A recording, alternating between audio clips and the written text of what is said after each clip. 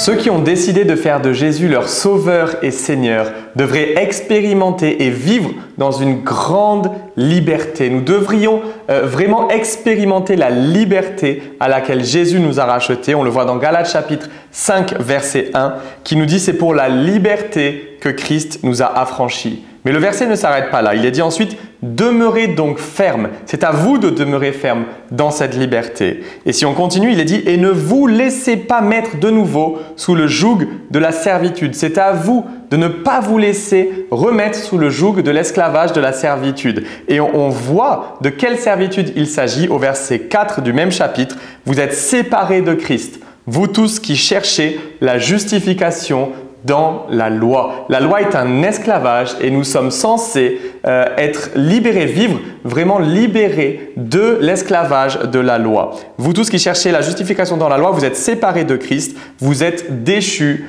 de la grâce. Et quand on cherche à être justifié par ses propres œuvres, par ses performances, alors nous vivons sous l'esclavage et l'esclavage du péché. Alors que lorsqu'on parvient à réaliser à quel point Dieu nous aime, qu'il nous a justifiés par grâce, c'est-à-dire en cadeau, alors nous vivons dans la vraie liberté. Rappelez-vous que vous avez été pardonné et que ce n'est pas sur la base de ce que vous avez fait ou que vous n'avez pas fait. Vous ne pouvez rien faire pour que Dieu vous aime moins et vous ne pouvez rien faire pour que Dieu vous aime plus.